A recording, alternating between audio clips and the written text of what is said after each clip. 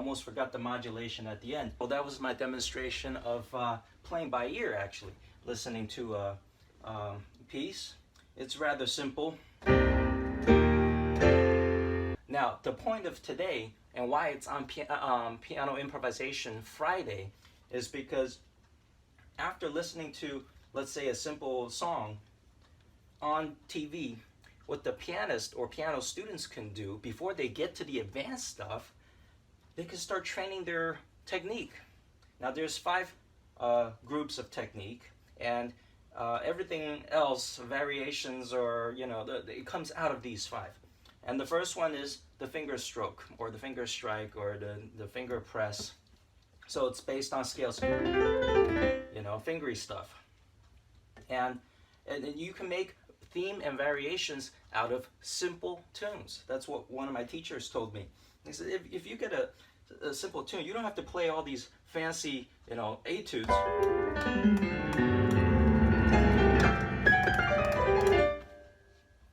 If you don't have time to learn them.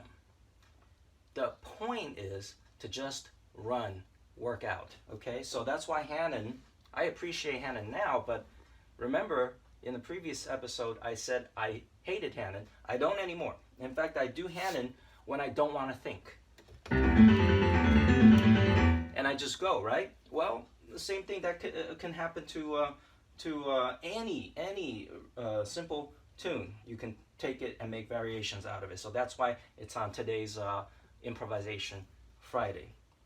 Now, fingery stuff. You can do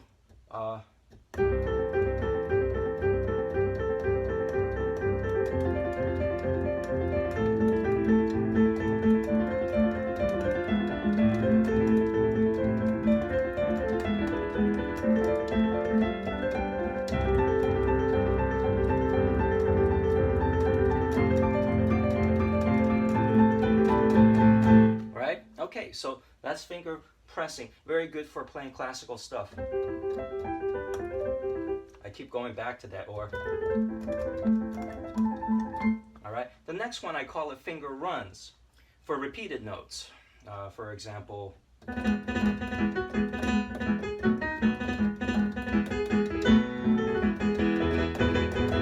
for those things, sorry, things like that. Or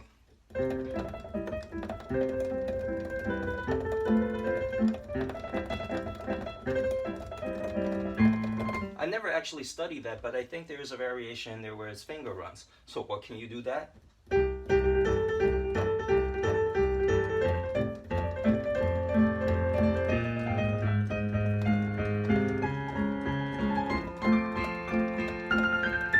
Right?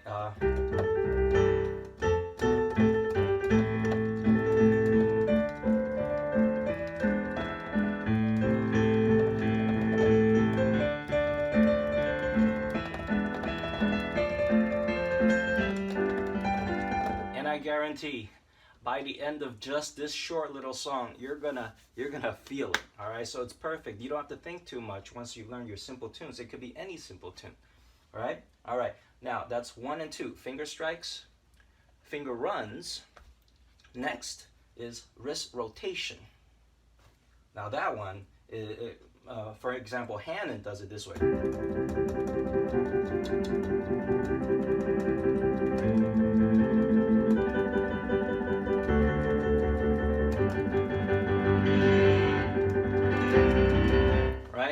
Well, you can do that with Ninja Turtles. I call it the ninja way of practicing. Still turtle.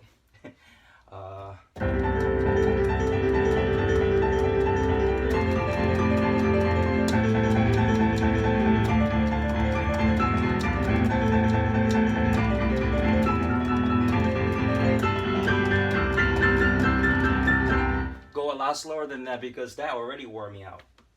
And then the final thing, all right, we have, wait a minute, that's 1, 2, 3. Oh, the fourth thing is wrist fluttering or wrist strokes or wrist strikes, whatever. Depending on which piece, sometimes you gotta hit harder, right? So, for example, that is good to get up to Hungarian Rhapsody number 6 from Liszt.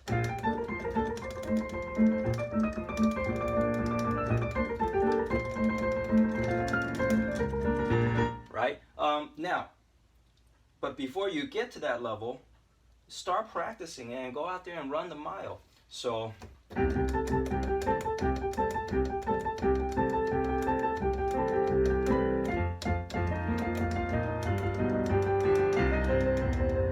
accent the melody up.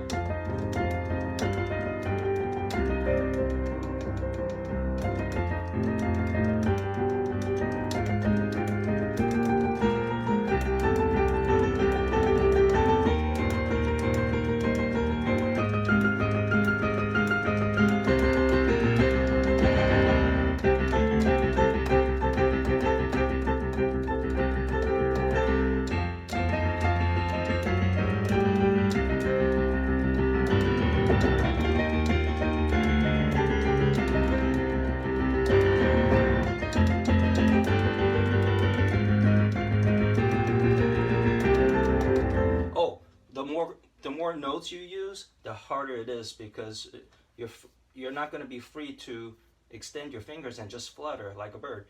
But you have to, if you curve your fingers up like this, it's much harder to do octaves. So that's why you take a simple piece and just allow your muscles, your dumb muscles, to feel it, and it will design its own muscles to feel it in the future.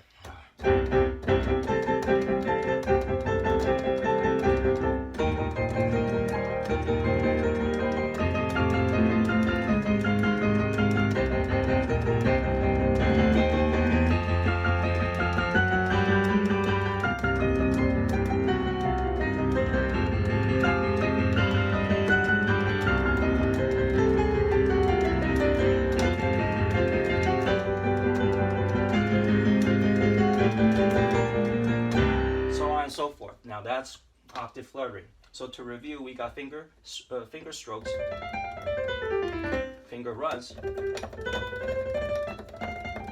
This machine is not fast enough. Wrist rotation. All right, the basic food groups of piano technique. Basically, octaves or wrist rotation. That could be triads. So don't worry about octaves if your hands are too small, but get to work.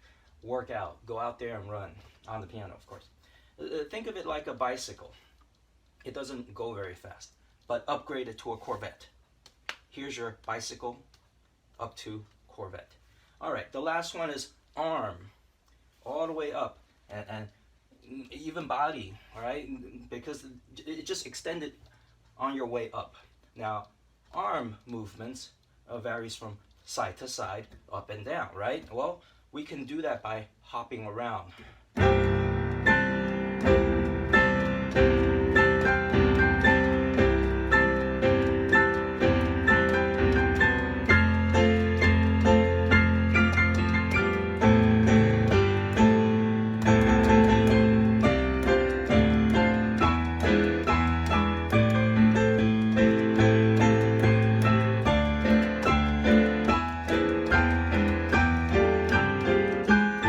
That's all about trying to do it accurately, which I didn't do very well this time.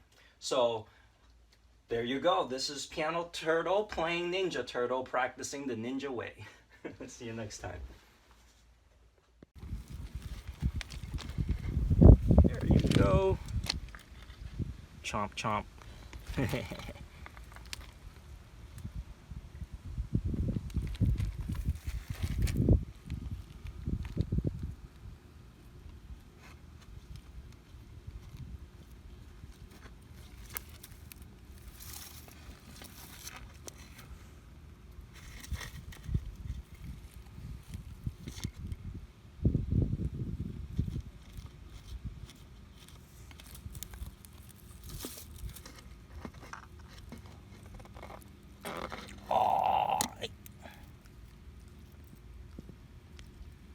Ninja Turtle.